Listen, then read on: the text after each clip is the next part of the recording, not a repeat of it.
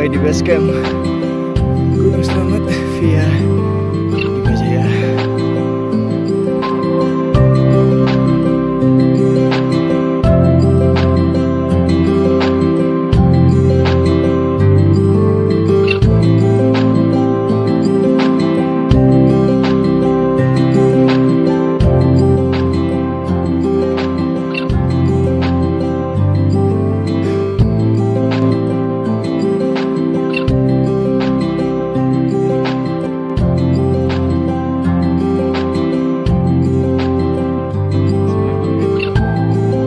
Udah siap.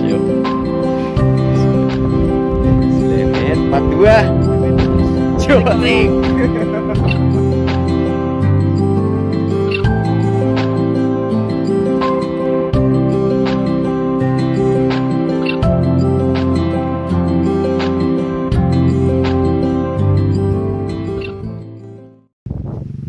Perjalanan menuju Gunung Slamet via Dipa Jaya. Baru melangkah beberapa ratus meter. Gue ya cok, aduh di si arah kata.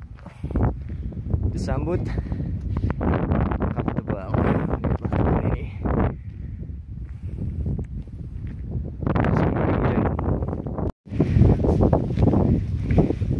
Ya, kali ini kita melakukan perjalanan pendakian ke Gunung Slamet via Dipa Jaya dari Pemalang. Perjalanan kali ini kita berempat, alhamdulillah lengkap. Memasuki kawasan hutan, berasa kayak di hutan Attack on Titan. Perbatasan hutan dan kebun warga.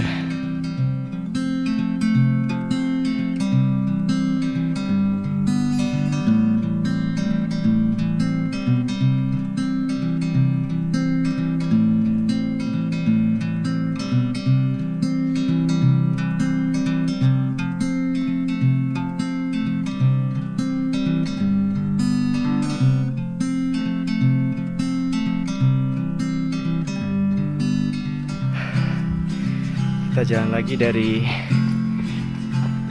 hutan pinus yang pertama tadi. Review trek menanjak dengan kontur tanah kayak dibuat tangga gitu, jadi capeknya makin terasa. Mantap.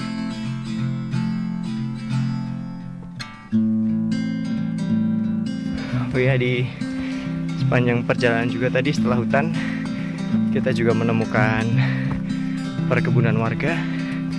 Gokil, masih ada perkebunan sayur mayur. Tadi aku juga lihat ada labu, ada kacang juga. Masih banyak ladang-ladang warga di sini. Ini ada kebun sayur kol, sebelah sana ada kayaknya sih kacang panjang, kentang.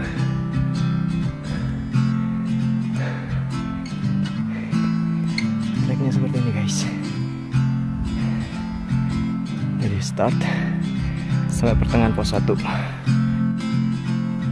Ya kayaknya sih bentar lagi kita sampai di pos 1. Ini aku masih nungguin teman-teman yang lain di belakang. Semoga aja nggak telat kita sampai di pos. Target sih pos 3 sih sekitar jam 5 ya. Kita target insya Allah camp di sana. Nanti summit kita ada di pos 3. Jadi kira-kira seperti itu. Pos 1.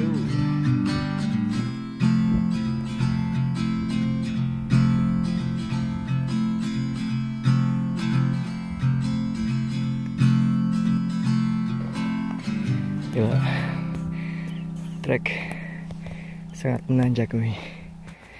Tak ada ampun. Ya sih.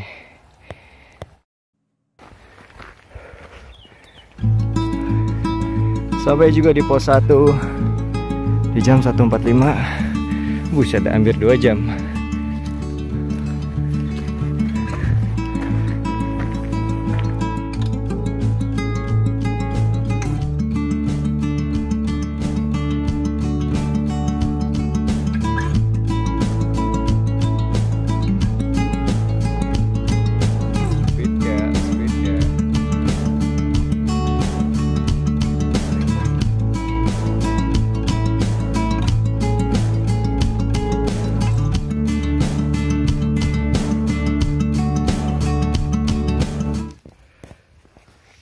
Sampai juga di pos 1 di jam 1:45. Setelah ini kayaknya sih jalurnya mulai memasuki hutan, berkabut. Bismillah. Benar sekali, memasuki dari pos 1. Dan dari pos 1 ke atas, pos 2 sudah memasuki hutan. Dan treknya luar biasa nanjak.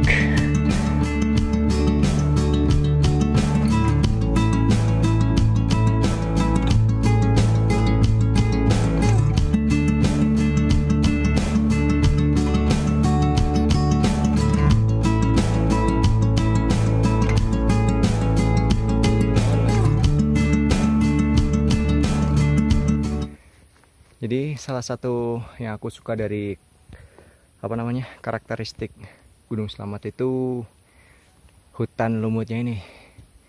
Lihat, lebat banget. Untuk orang-orang yang suka mencari ketenangan nih. Ini menurutku Gunung Slamet cocok banget. Nih kalau Gunung Slamet tuh karakternya tuh kayak gini hutannya nih. Lumut-lumutnya gini. Lebat juga vegetasinya tuh.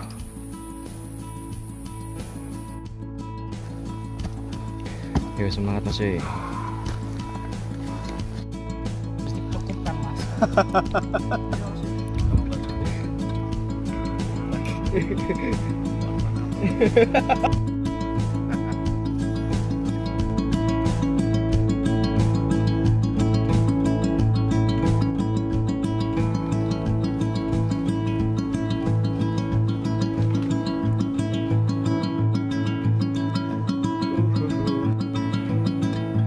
Sampai di pos 2. Halo Mas Rafid.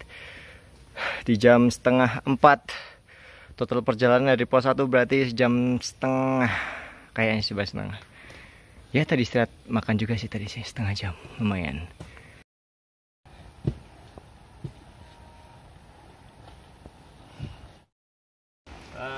Nikmati bro. Enjoy. Bisa bet. Liran sih.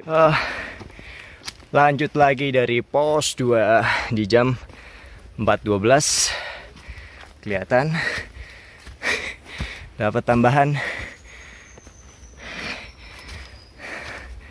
salah satu teman kita, Mas Rafid, kurang enak badan.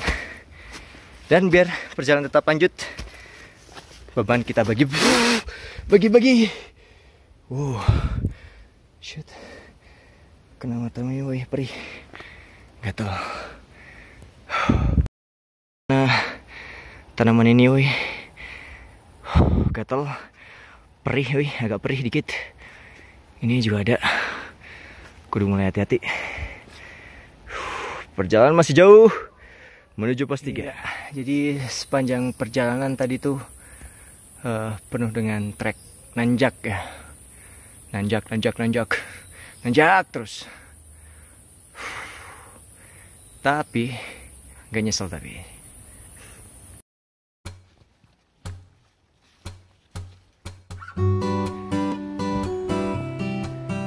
Panji.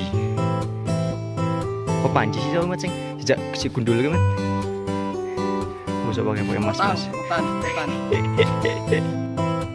Ini dari tadi tanjakan ya. Dapat datar segini aja tuh. Udah seneng.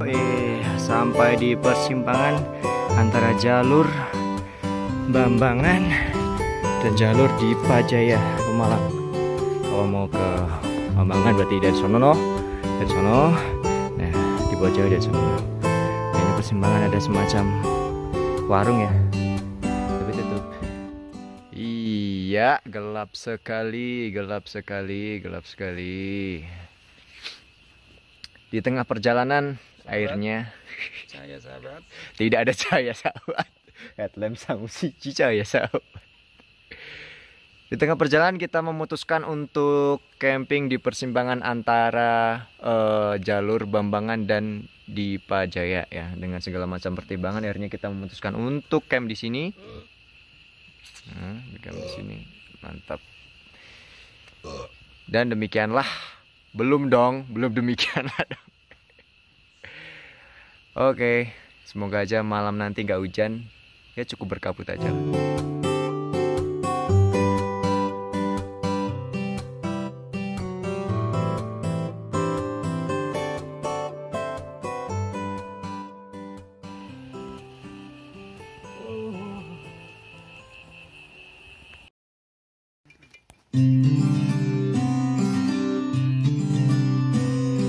Kehidupan di dalam tenda, tenda suram, tenda suram, tenda suram, tenda suram, tenda suram.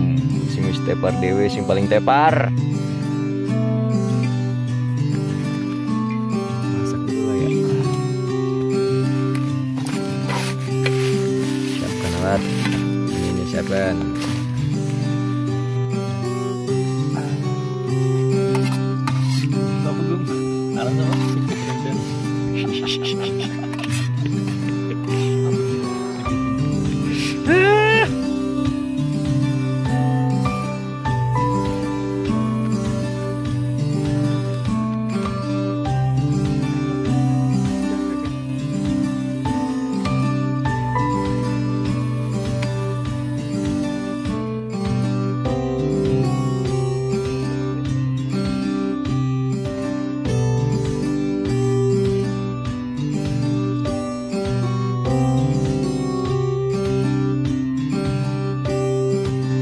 Selamat pagi kawan-kawan. Ini sekitar jam 2 pagi.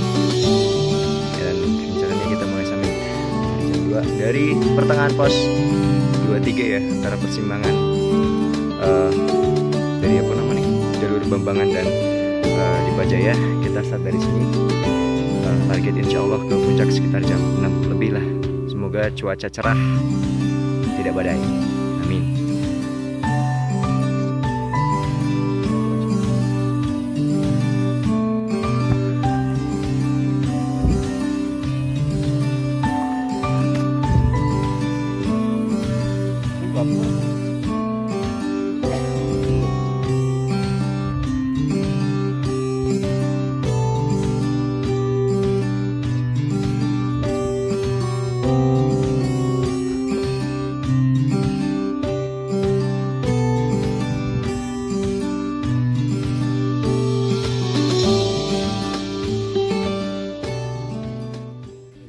Ini kita sampai di pos 3 di jam tadi berapa? Setengah 3 ya? Setengah 3 berarti kira-kira pendakian tadi setengah jam.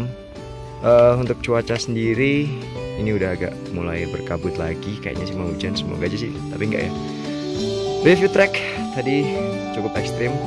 Nggak kebayang kalau misal kita bawa carrier itu menyiksa sih. Menyiksa, bener-bener menyiksa kalau sampai dipaksa harus sampai di pos 3. Oke, itu aja.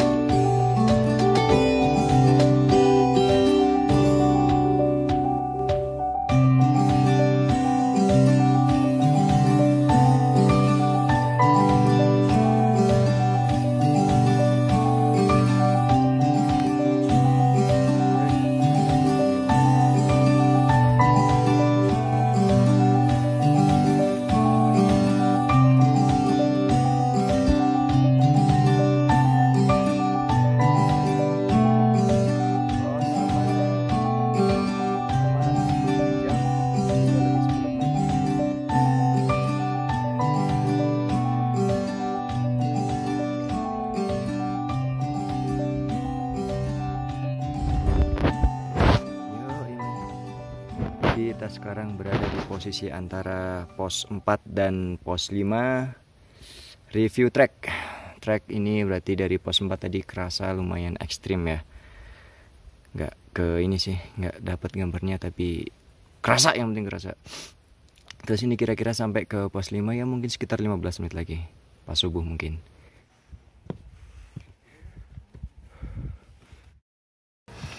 Oke. Kali ini kita sudah sampai di pos 5. Tadi sampai di sini sekitar jam 4 lebih ya. Cuacanya semakin tidak karuan.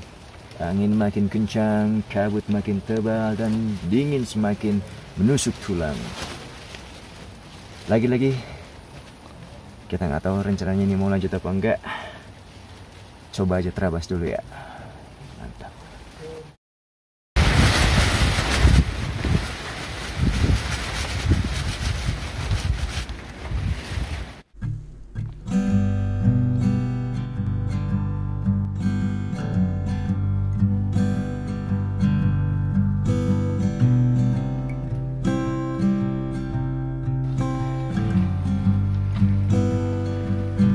6 Ketabonan.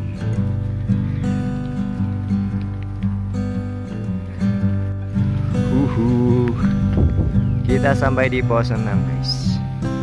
Cuaca sudah mulai gerimis guys. Jam pos 6 di jam setengah 6 di pos 6. Kira-kira masih panjang perjalanan, sekitar 2 jam lebih menuju puncak. Kayak isi gagal. Baru melangkah beberapa meter, kita memutuskan untuk memakai jas hujan biar aman. Menuju pos 7, kita masih mencoba untuk lanjut lagi ke puncak. Semoga saja cuaca berubah. Tapi di perakiraan cuaca kok gerimis sepanjang hari. Ya semoga aja ada keajaiban.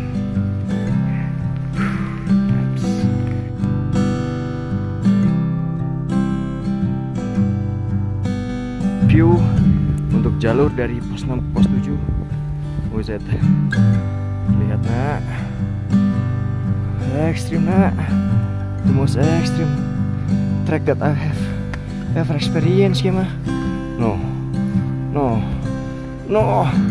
Ampun.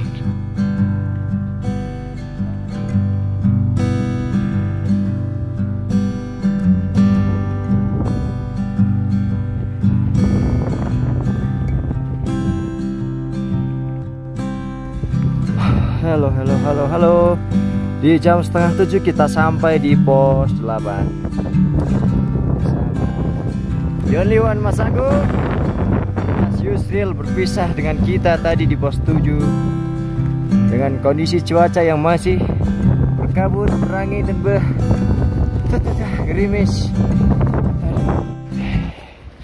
Ya, demikianlah. Belum demikian lah Satrio, belum. Kita masih di pos 8 dan ini sedang menuju pos 9. Buset, suara gua ada. Kayaknya sih nggak bakal lanjut ke puncak, cuma sampai pos 9, Sedikit review trek dari pos 7 ke 8. Hitungannya sini pendek ya, sekitar 10-15 menit. Nggak se ekstrim dari pos 6 ke pos 7 tadi tuh. Nggak melewati celah-celah kayak gua gitu, nggak melewati seperti itu ya. Berbanding terbalik dengan pos 6 ke pos 7. Jadi posisinya tuh banyak jalan-jalan kayak apa ya, kayak gang sempit itu, kayak celah-celah itu, pas untuk sebadan. Kadang juga kita harus lewat ke atasnya, itu agak susah. Hati-hati, licin juga. Kalau di cuaca kayak gini bener-bener kudu ekstra hati-hati. Kalau dibandingkan dengan Permadi, bener-bener mending Permadi. Walaupun kerasa lebih panjang, tapi ini ekstrim coy. Ini ekstrim ini. Gila sih ini sih. Badai dan apa lagi nih? Medan yang sulit menuju puncak itu mustahil.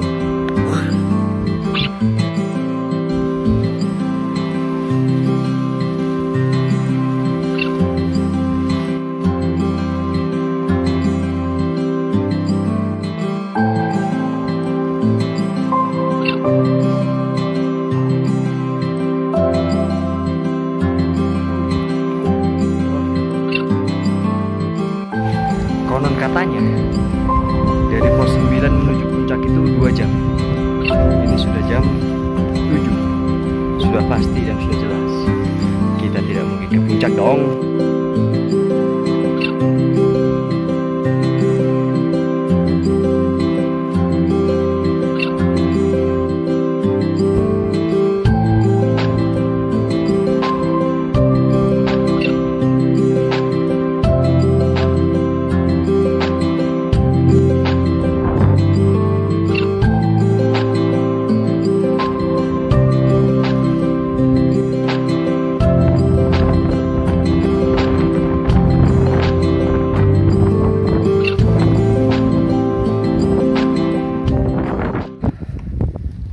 Sampai di pos 9 di jam 7.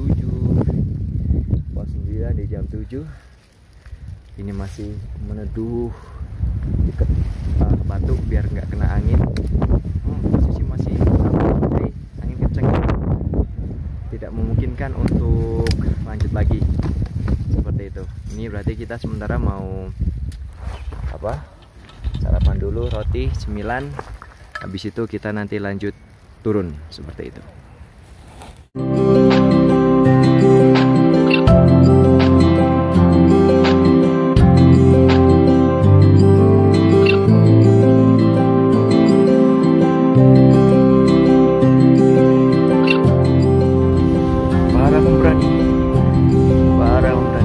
Penakluk puncak selamat. Semangat yuk, semangat.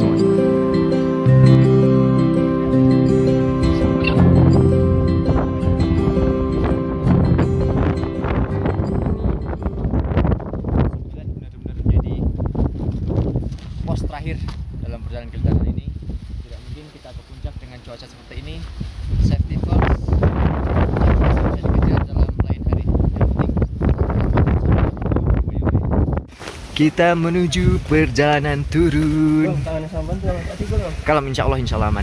Sudah pasti kita tidak bisa melanjutkan perjalanan. Ingat. Yang penting selamat sampai pulang. Bukan sampai tujuan ya. Tujuan kita itu dari pendakian adalah pulang. Jadi yang penting sampai rumah selamat, masih sehat, masih utuh semuanya. Itulah perjalanan kita kali ini dari pendakian Gunung Slamet via Dipajaya Pemalang. Tidak bisa sampai puncak, tidak apa-apa. Yang penting bisa pulang sampai rumah dengan selamat. Ini kita perjalanan pulang. Dan let me show you yang ku maksud dengan terowongan. Ya semacam ini kita lewatnya guys. Buset. Buset. Seperti ini.